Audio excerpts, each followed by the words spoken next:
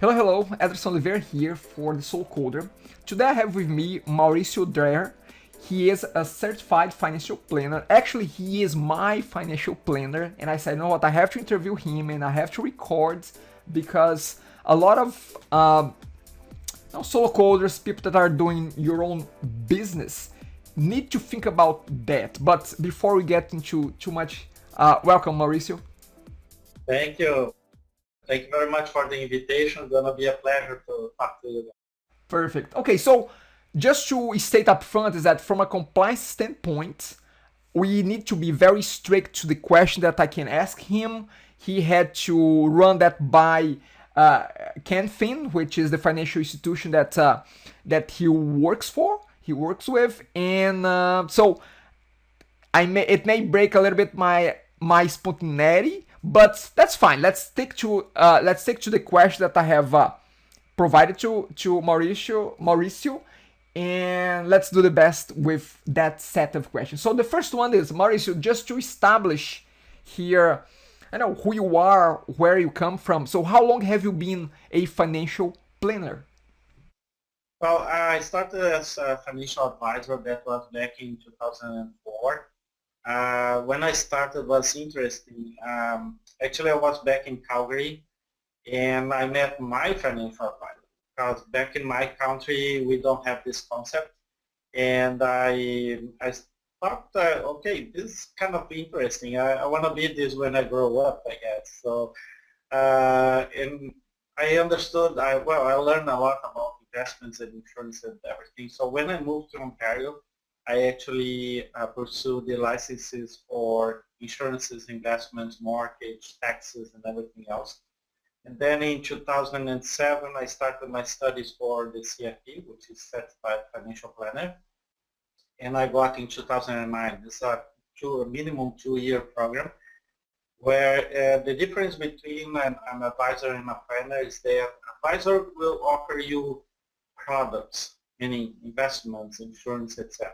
The planner, he or she sees the overall picture of your financial life, then plan, and then you implement this plan through a financial advisor, which could be the same person, a planner and an advisor, but usually you plan ahead with your planner and then you implement this plan with your advisor. So answering your question, since 2004, I'm pursuing this career.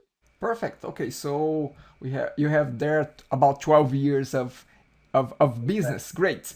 Good. So I guess that with 12 years we can trust your opinion here. That's what I'm trying to get at. Okay, so the first question is this, Mauricio. What are some of the common mistakes that you see people, with variable income making variable income, like again, contractors, people like myself with variable income. What are the common mistakes you see people like that doing with their financial life?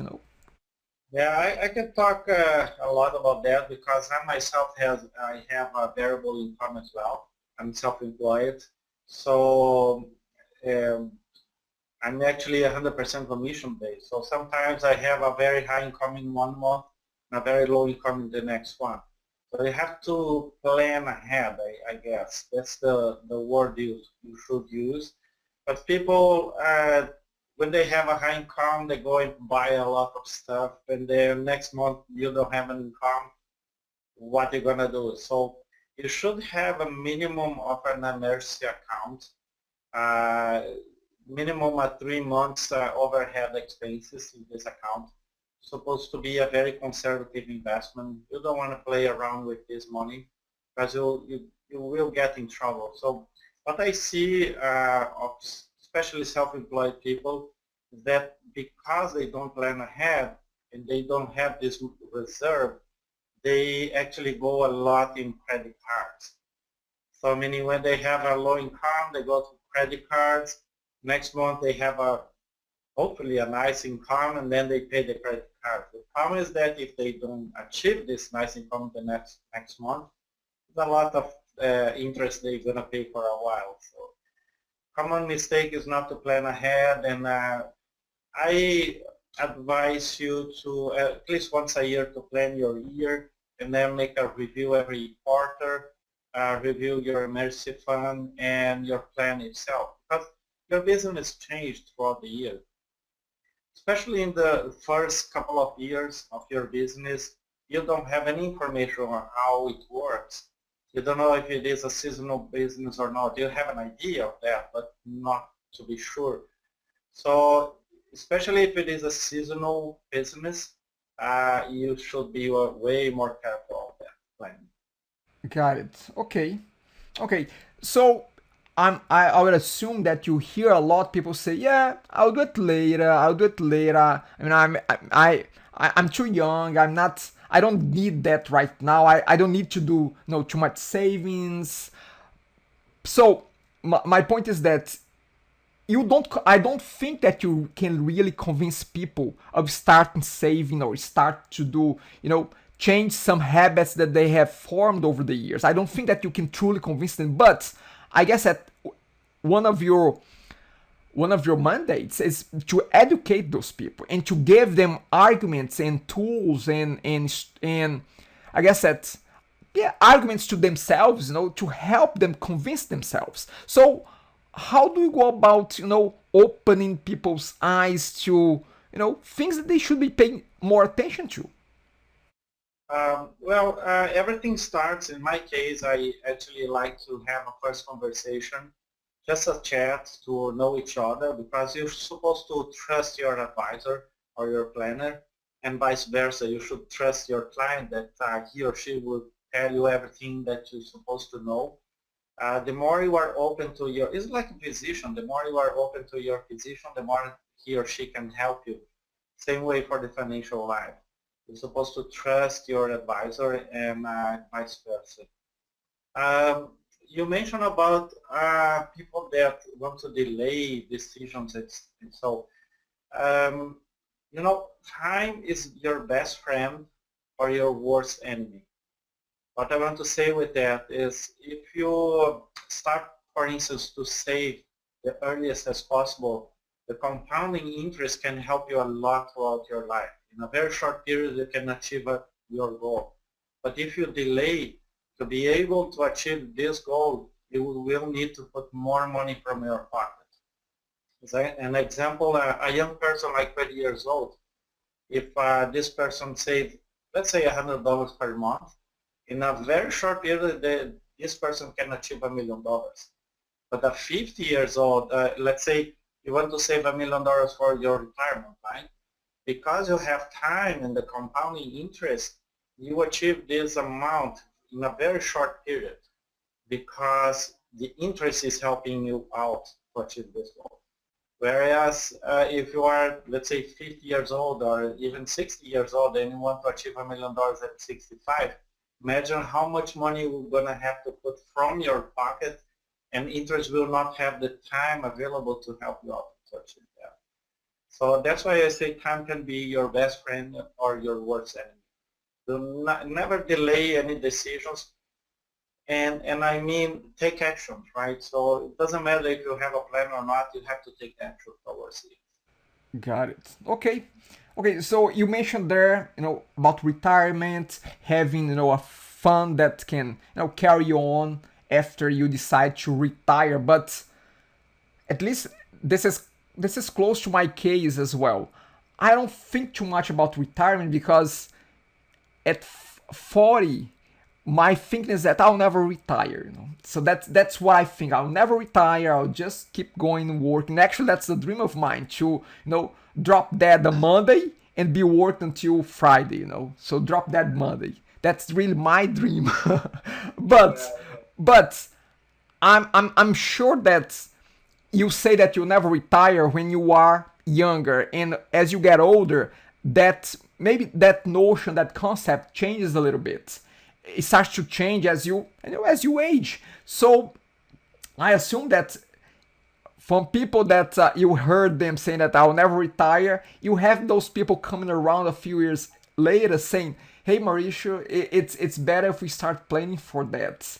And what did you say about someone right now that is in that position of say, "I'll never retire"? What do you tell them?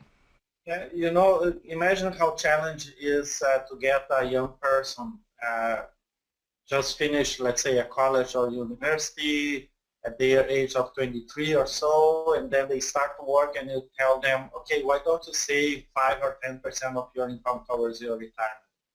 Man, this is 40 years from now. So it's very, very difficult, especially for young people to understand the importance of it. As I mentioned about the timing, if they start slow, $50 a month, $100 a month, they can achieve very, very fast those goals. And it doesn't hurt your budget, right? Whereas if you are 40 or 50 and then you have to save, let's say, $1,000 a month, this will hurt a lot of your budget. So it's when you talk, it's kind of a father talking to the daughter, and then you say the good things, but the daughter does not accept. Oh no, this is not for me. This is the main challenge that an advisor or a planner have with their clients. Retirement is very interesting because, as you said, I will never retire. There are two things. One thing is how much is your heart or your willingness to stop to work, because like myself, I am a workaholic, so I believe I also trust that I will work until I die. I cannot understand myself just retiring and having fun and playing golf or something like that. But this is on your heart or your mind. The other thing is how much is the financial part of it. You're supposed to be able financially to be able to retire. And then you make a decision to stop the work or work part-time, etc. But never delay your decision towards your thinking about, oh, I like to work, so I'm going to work for the rest of my life. You never know if you're going to be sick later on or all those things. So you're supposed to plan your financial life towards it, and then you make a decision, not the other way around. A common mistake people do is, okay, I'm going to save $100 a month or $1,000 a month, and then when I am at 65, I make a decision. So you're supposed to dream about your retirement, how you want to retire. You want to play golf in every resort in the world, or you want to just stay in a cabin and fish and grow your vegetables and all those things. The spending that you're going to have in your retirement will be way different from one way to the other. So think first about your goal, when you want to achieve that, also life expectancy. Sometimes now we have a different problem, which is usually you didn't have enough money to retire, but now it's the other way around. You survive your money, which means due to the medicines and surgeries and everything else, you are able to live longer. And people don't have enough money. They are able to retire at age 65, let's say, but then they have a life expectancy of 85, but they have money only until 80. So what are they going to do? They have 4 or 5 more years to live, but they don't have money. So this is a different problem that we have nowadays. People are surviving their money. So financial advisors and planners can help you out with all this planning. You're supposed to also plan about taxes. People forget about the taxes. Not taxes throughout your accumulation phase, which is how much you accumulate towards retirement, but also a planning on taxes when you are in retirement phase, which is you are taking out this money. There is a smart way to do that. Otherwise, you're going to have a big tax bill. People forget about inflation. It's only 2.1% in Canada in average, but this affects a lot throughout the years.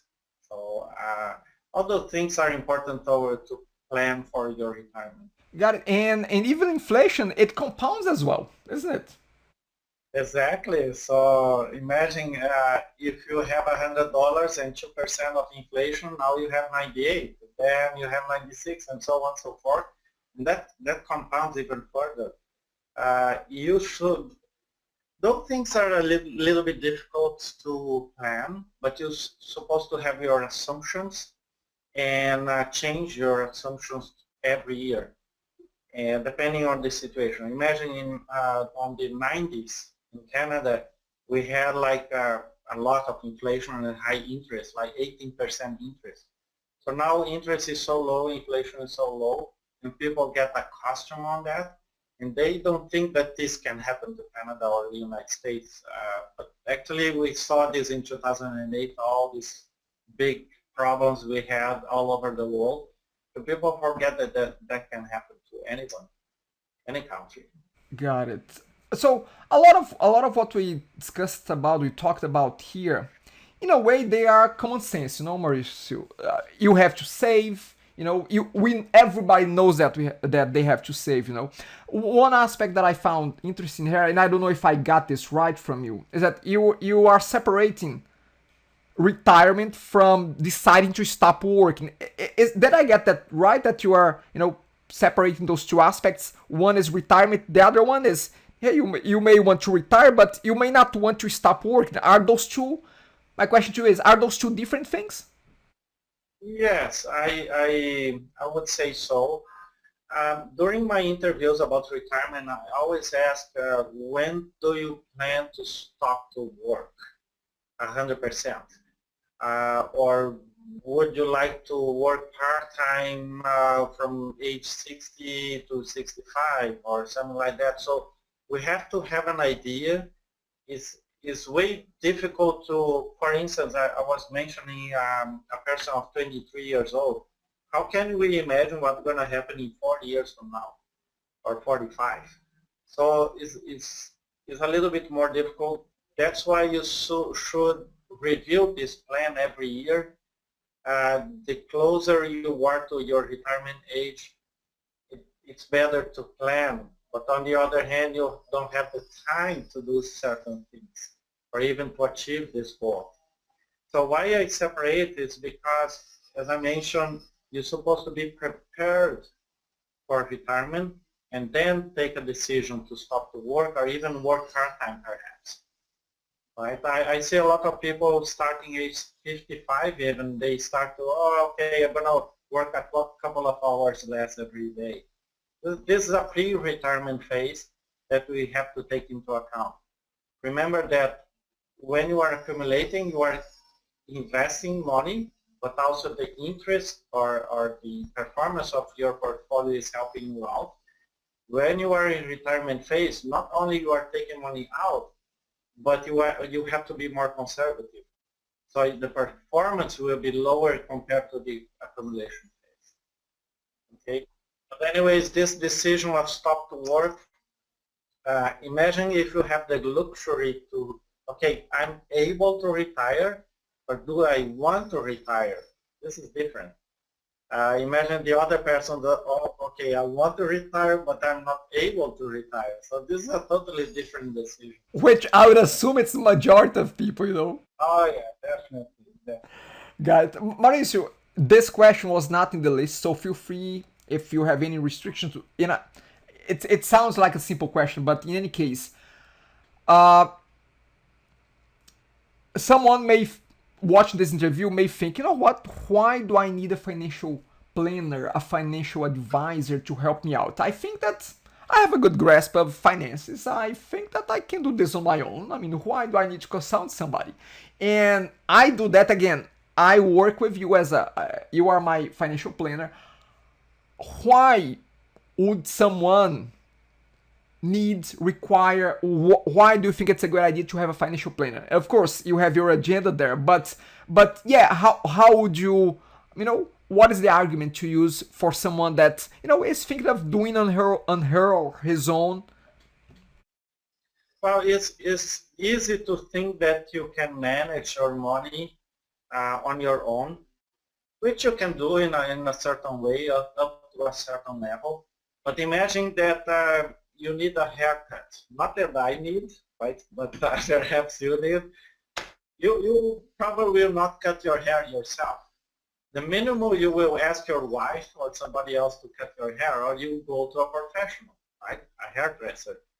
So you're supposed to use the professional that will help you with all the knowledge and experience in all the segments. To fix your car, cut your hair, why not your financial, which is perhaps one of the most important things in your life, which is your financial life. So it's funny that people used to use professionals for simple things, but such a complicated thing or complex thing, which is money, and people don't use professionals. Most of the professionals you find in your community will be for free. Like, let's say they are commission based, so you don't have any cost to use them. So why not? Even, for instance, mortgages. People go to the bank only. Why not using a mortgage broker? A mortgage broker can access all the financial institutions or all the lenders, and you will have $0 to pay for this professional. So why not? That's the main thing. Also, we are exposed all the time to new. This is a dynamic industry, so you are exposed. We are exposed in all the informations. Why gold is doing so well right now? Why gold was not doing well last year, and so on, so on, so forth. So you might not have the same level of information. So I advise you to concentrate in your business, which is your knowledge, and leave the money to be handled for everybody, for another person. So big companies have their CFO, right? Chief Financial Officer. So why can you not have one as well?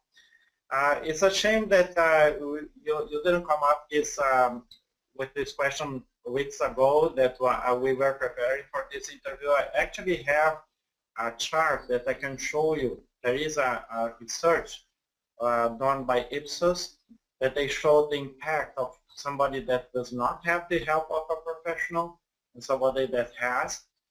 Every single age group, every single income level group, you always have a better network when you have a help of a professional than if you do by yourself. Yeah, it's a very interesting chart to show. Perhaps the next meeting we can have or so, I can send you later perhaps. You can have you can see those levels of improvement. You know what, you're very right there, Mauricio. And again, as I do, as I have done some stuff for the Soul Coders interviews and rambles that I have done in the past, I always say that, you know what, focus on what you're good at, focus on your key strengths, try not to lose time, and time is money, doing something that somebody else could do much better and have much more knowledge than you. I tell that, from as when I'm dealing with accountants, when I'm dealing with lawyers, when I'm doing all kinds of professionals, why not have someone looking at your those aspects of your business, of your personal life, financial life as well. So again, I'm all on it. I'm in the same mindset there, Mauricio. Okay. Okay, so we're coming to an end here. I have one question, which is, and I'm pretty sure that it's hard to give a generic recommendation here because there are so many variables that can go on to really advise. That's the reason why you have to know your clients so you can advise according to their specific needs. But let's say that I don't have anything right now. I don't have any plans. I don't have any strategies. I'm in my maybe 30s, 40s, and even that will vary. But what do you say for someone that just wants to get started? I mean, I have no plan right now. I want to start something. Where would they start? We are not a regular employee that the taxes are withdrawn every month from your pay stub. You're supposed to allocate part of your revenue towards the taxes to be paid in April. So we have a big chunk of money, I don't know, 10,000, 20,000, whatever the case, and then you have to pay this big bill in April. It's quite a substantial amount. So you could pay by installments to your government, but also if you are not you don't need to pay in installments, you could actually save this money in a savings account, a very conservative investment. and have this allocated towards your taxes. This also is related to, for instance, HST. Here in Canada, we have the HST, which is a harmonized sales tax, and then, including sales and services. So this is supposed to be paid every quarter, and you're supposed to also allocate this money. Don't overrun. Imagine if you have to pay your taxes in April, and it's your low month, and you don't have enough revenue to do that. Again, you're going to go back to your credit cards, right? Or line of credit. The other advice would be pay yourself first. This is a very common expression here in Canada, which is you're supposed to save a little bit of money towards your retirement or towards your vacation or whatever it is. Allocate first and then spend your money on other stuff. I see a lot of, I say to people, okay, whatever money you have, don't spend in McDonald's, spend to yourself, right? Because people go to several places and stores and spend all this money, and then, oh, I don't have money at the end of the month. Of course, you didn't save to yourself. You are the important person, not the store. And so save to yourself first and then use the remaining amount. One thing that people forget also is called going a little bit more towards the life insurance or the disability insurance and all those things. People forget about the key person. Key person means the main person on your business. Imagine you are in the business that you have, for instance, an engineer. And if that person passes away, your business is gone. It's not only that person and that family, it's your whole business is gone. This is called the key person. So you're supposed to have, for instance, a life insurance on that person's life that the beneficiary would be your company. That helps you to hire a new person. You already have expenses until you hire a new person, and so on and so forth. So this could be yourself as a key person or somebody else in your staff. So those little things are very important for you to take care of, by the way. Got it. And looking back at pay yourself first. I mean, what people will usually do is they'll pay everything. If there is anything left, not just talking about spending extra money, but if they have anything left, then and only then they'll think about, okay, so you know what, maybe I should put this aside for a rainy day, but so again, great points, Mauricio. Thank you very much for those points. Last question too is more of an open question here. Is there anything that we didn't discuss here today? Some of the things that we discussed are very commonplace knowledge, but some are very very specific, very unique. So is there anything else that you want to add? You want to mention before we call it quits? I think the main part that like a summary of everything, it doesn't matter actually how well is your planning and if you have the professional advice and you can have the best financial plan in the world, but if you do action towards everything is not worth it. It's just a waste of time. So you're supposed to have a plan, of course, and discuss your objectives and what you want to achieve, but also take action right away. Don't leave on the inside the drawer and collecting dust or whatever. You should take actions. The main thing you're supposed to do. Perfect. Okay, great. So less than half an hour here. I think that we have lots of nuggets of good information. Hopefully, you will see watching this will see value on what Mauricio is talking about. Mauricio, if anybody wants to to ask you a question, to reach out to you, what is the best way that they could do that? Go to my website is www.dreher.ca, and there you have your my email address, or you can even talk to this gentleman on the other side there, and he could give any recommendations on. Perfect. So I will make sure that I'll post the website address on the video comments. So again, Mauricio, thank you very much for taking the time for, to open people's eyes for this side of this important side of their life and their business that usually people, I know people overlook that, and I'm part of that, I'm guilty of that, but I've been trying to get better on that as well with your help. Okay, sounds good then. Thank you very much. Bye now.